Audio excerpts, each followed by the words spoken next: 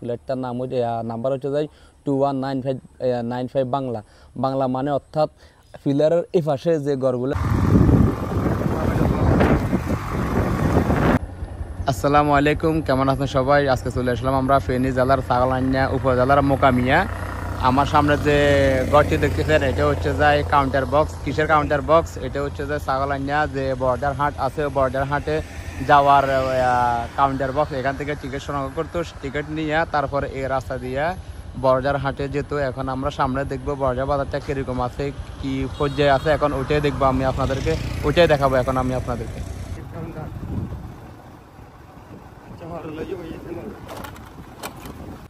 আমরা এখন চলে আসলাম বর্ডার বাজারে যে প্রথম গেট আছে, প্রথম গেটটার এখানে যদি এখন এটা পরিত্যক্ত কেউ নাই, তো আমরা এখন ভিতরে যাইতেছি, দেখি এটার ভিতরে অবস্থা কেমন আপনাদেরকে দেখানোর চেষ্টা করব এবং কিছু তথ্য দেওয়ার চেষ্টা করব।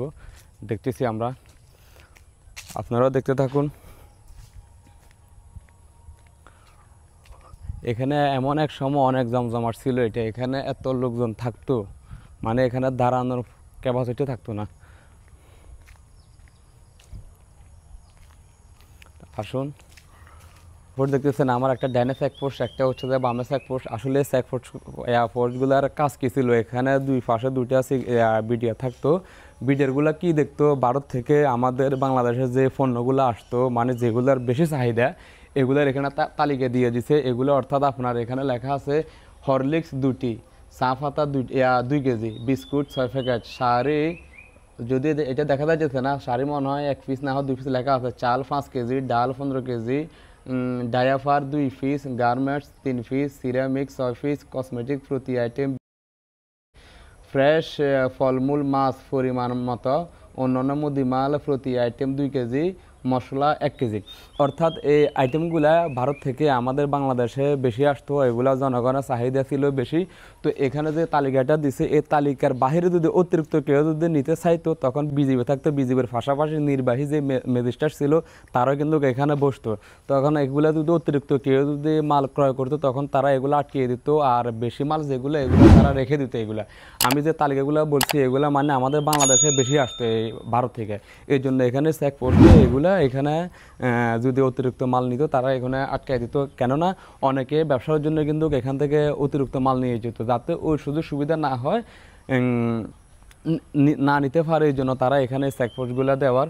আর দেখতেছেন এই বাজারগুলো এখন আসলে পরিত্যক্তভাবে পড়ে আছে।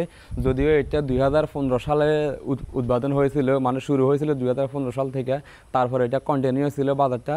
এই বাজারে হিন্দু মুসলিম প্রত্যেক সপ্তাহে একবার করে, একবার প্রত্যেক মঙ্গলবার, প্রতি সপ্তাহে একবার মঙ্গলবার করে এই বাজারটা, এই হাট, বর্ডার হাটটা বসতো। ও পাশে যে হিন্দুরা আছে তারাও কিন্তু এই পাশে আসতো, এবং বাংলাদেশের যে মুসলিমরা আছে তাই আবার অনেক হিন্দু বাইরেও আছে, তারা কিন্তু এখানে আসতো। এই বাজারে আসার সুযোগ সুবিধা হচ্ছে যে অনেকের হিন্দুদের আত্মীয় স্বজন আছে বাংলাদেশে, বাংলাদেশিদের আত্মীয় স্বজন আছে ইন্ডিয়ার ভিতরে। তারা কিন্তু যখন এই মঙ্গলবার আসতো, তখন এই বাজারে তাদের মিলন মেলা হতো, তাদের দেখা হতো, আড্ডা হতো, খাওয়া দাওয়া হতো, সব কিছু এখানে হতো। তখন তাদের মানে কোনো সমস্যা ছিল না। আর বাজারটা আপনাদেরকে যদি আমি দেখাই, বাজারটা ঠিক কীভাবে করা হয়েছে, আমি যদি একটু জুম করে দেখা আপনাদেরকে, যে ফ্ল্যাটটা দেখতেছেন আপনারা, এই ফ্ল্যাটটার নাম্বার হচ্ছে যাই 2195 বাংলা। বাংলা মানে অর্থাৎ ফিলারের এই পাশে যে ঘরগুলো দেখতেছেন, এগুলাতে ছিল আমাদের বাংলাদেশে বাইরের দোকানপাট। আর ওই যে ওপাশে যে ফিলার ওপাশে যে দোকানগুলো সেম টিনের ঘরগুলো দেখতেছেন, ওখানে ছিল আপনার ইন্ডিয়ান বাইরের দোকানপাট। তো বিশেষ করে আমাদের বাংলাদেশের বাইরে এখানে কি নিয়ে আসতো, অনেকে জানতে হয়তো আগ্রহী থাকবেন। বাংলাদেশের বাইরে এখানে নিয়ে আসতো আপনার মাছ, শুটকি ও সোনাবুট ইত্যাদি, মানে বিশেষ এগুলো নিয়ে আসতো। আর ভারতের লোকজন কি নিয়ে আসতো আমি হয়তো আপনাদেরকে বলেও দিয়েছি, বোর্ডে যে এগুলো লেখা আছে, যে হরলিক্স, দুধ, চা পাতা, চিনি, কসমেটিক, শাড়ি, বেশিরভাগ এই জিনিসগুলো নিয়ে আসতো। তাছাড়া এখানে দোকানপাটও বসতো আপনার খাওয়া দাওয়ার, নাস্তা করার। ওই যে আবার আরেকটা জিনিস কি, ওই যে এখানে যে ছোটো একটা ঘর দেখা যায়, এটা কিন্তু টয়লেট শুধু ভারতবাসীদের জন্য, আর এখানে একটা আছে এটা শুধু বাংলাদেশিদের জন্য।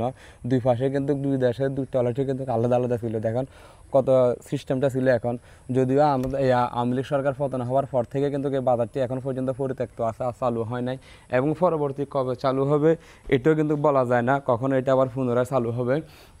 তো বাজারটির মূল নাম হচ্ছে যাই বর্ডার হাট ছাগলনাইয়া বাংলাদেশ শ্রীনগর ইন্ডিয়া। অর্থাৎ ছাগলনাইয়া হচ্ছে যে আমাদের বাংলাদেশে আমরা যে এরিয়াতে আছি এটা হচ্ছে যে ফেনী জেলা ছাগলনাইয়া উপজেলা।